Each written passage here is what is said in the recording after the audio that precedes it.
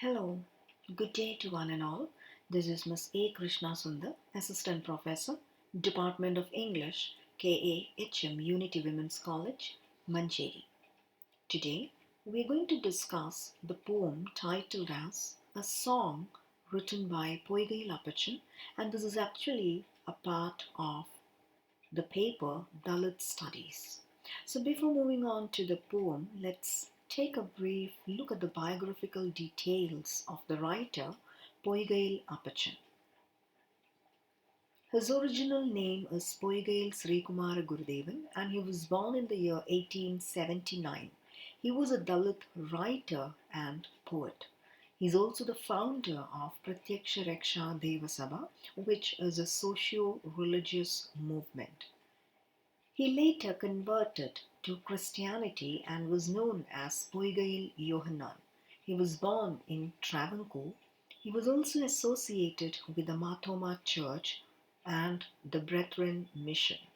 He left everything for a greater cause, which was to eliminate the kind of discrimination and caste system that existed. He worked for religious liberation. He was also a part of Sadhujana Paripalana Sangam by Ayankali. Now, this is a title of his work, Unknown Subjects, Songs of Poykayil Appachan, and this was translated from Malayalam by A.S. Shekhar. So, the poem is not actually in the form of a poem, but rather it is like a song which can be sung in an oral tradition. So, before we get into the details of the poem, a few things about Dalit studies. Now, we all know that India had gone through a very solid past with caste system embedded in that. So there is a kind of hierarchy here, and a Dalit stood out of the four Varnas. So we are talking about the Varna system in Indian caste system, and here are the four classifications. It begins with Brahmins, then comes Kshatriyas, then Vaishyas, and Shudras. So Dalit means broken or oppressed.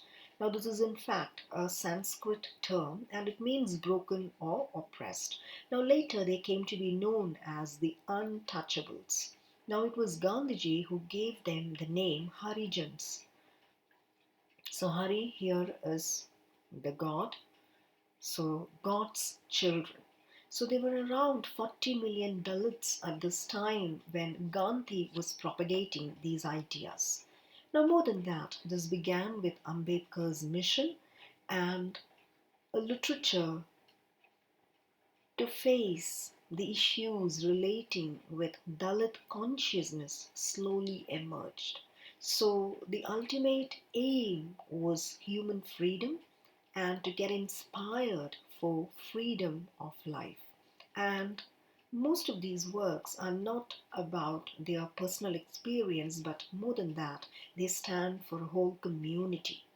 And Dalit writings are often different from mainstream writings because till then it was the upper class society who wrote about the problems of the marginalized. So, therefore, there was a difference in the perspective in which it was seen because they were not seen through the eyes of the marginalized, but they were seen through the eyes of the oppressor themselves.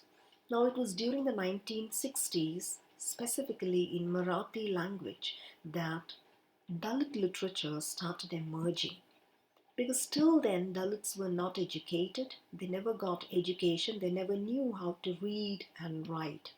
So the only writings that came up till 1960s were the writings of the upper class society. And the upper class society never found time to discuss the sufferings and struggles of the lower class group.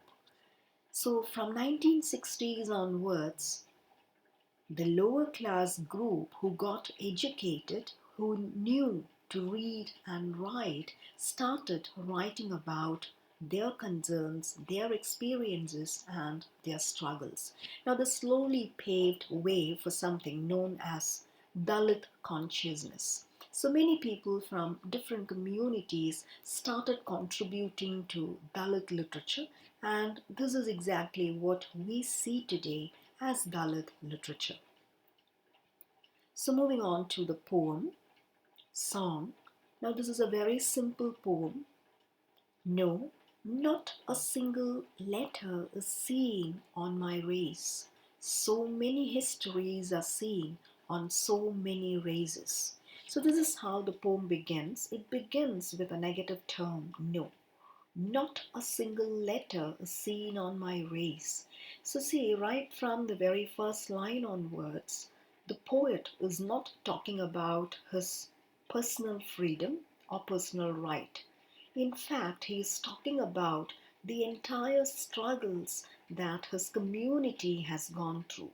So, not a single letter is seen on my race, which means nobody has written anything about my community.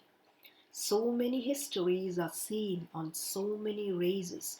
Now, if you check a number of historical books, you can see there are lots of studies and investigations, even research studies done on different races and ethnic groups. If you go to the Asian side or the European side or even the African side, we come across a number of communities and races which are recorded as a part of history. But we cannot find any such history in connection with this Dalit community. So, in fact, the poet is lamenting about this condition. Not a single letter is seen on my race. Nobody ever bothered to write something about my community. So many histories are seen on so many races. So there is a comparison made. There are lots of historical studies on many other communities, but not in our community. Scrutinize each one of them, the whole histories of the world. Not a single letter is seen on my race. So this is again a repetition. The same meaning comes here. Scrutinize each one of them. If you do not trust me, go and check the details of the whole histories of the world. So he's not just confining it to Kerala or India. He says, even if you check the entire histories of the world, not a single letter is seen on my race. So there is no one who talked about my community. There was no one on this earth to write the history of my race in the olden days. What a pity. And you can see the exclamation mark. So he says, no one was there to write about this history. Now, why? The first thing is that the Dalits were never educated then.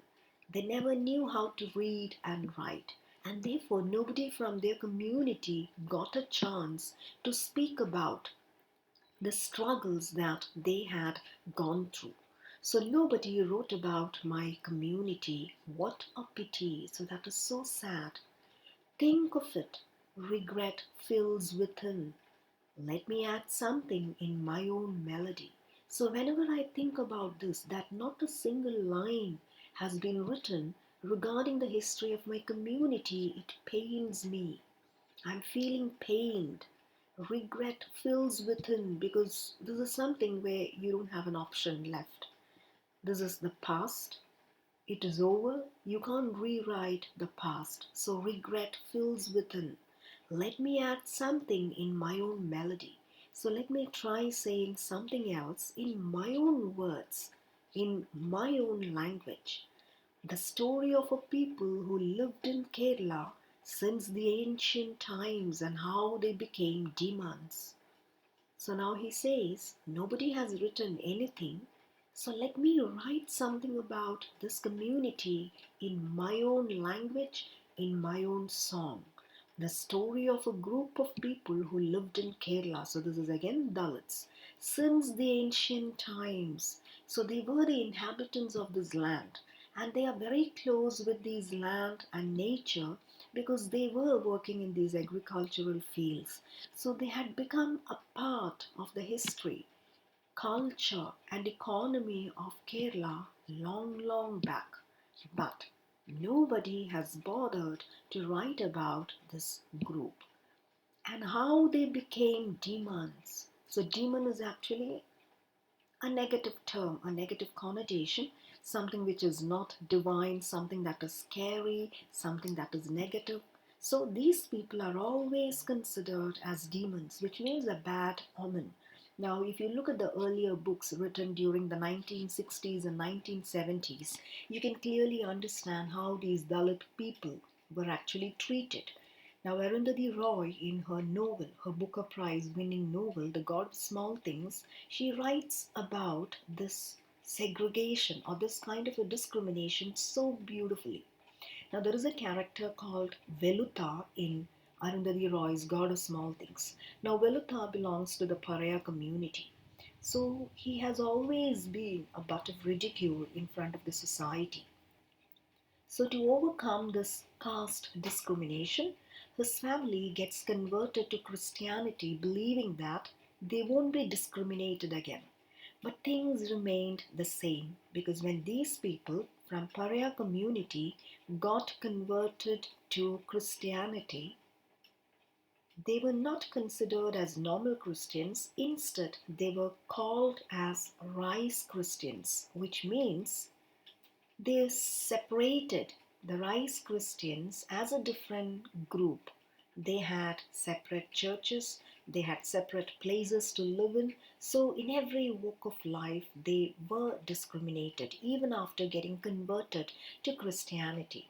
So, this kind of a discrimination or a categorization existed in India long, long back. So, you might have seen in movies where these Dalits were not allowed to use umbrellas, and sometimes when an upper class person is coming up, they had to crawl backwards, and their foul breath should not reach the upper class person. They were totally negated from the normal walk of life, and in a way, you can see they were known as untouchables. So, this is the history that the poet is talking about.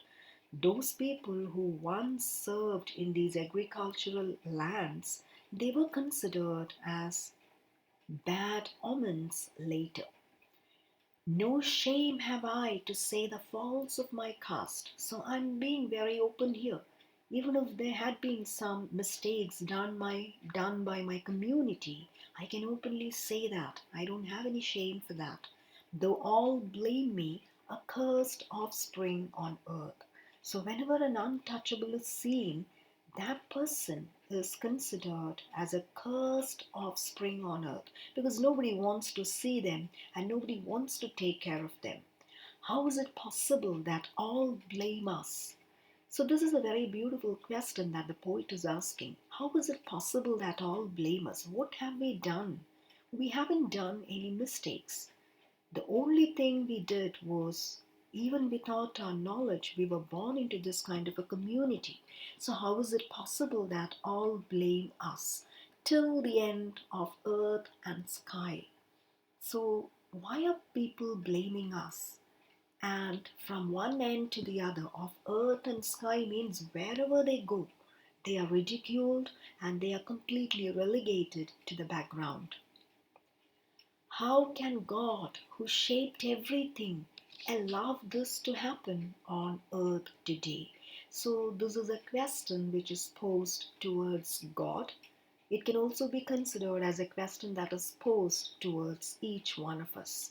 How can God, who shaped everything, allow this to happen on earth today? Now, even today, when we talk about caste discrimination, legal rights, constitutional rights, we still know there are lots and lots of people who still carry this kind of an attitude in their mind. So, even if discrimination is not existing externally, internally, in the mindset of a lot of people, this kind of a discrimination is still relevant. So he's asking a question, how can God do this? And we all know that God is not always just. And sometimes we feel there is a kind of injustice in the way in which God is treating everything in this world. So this is the same question that he's asking. How can God, who shaped everything, allow this to happen on earth today? So, why is God becoming unjust? Or why is justice not met by God? Because even today, despite all these arguments, systems in law and constitutional rights, Dalits are still treated as Dalits or as untouchables.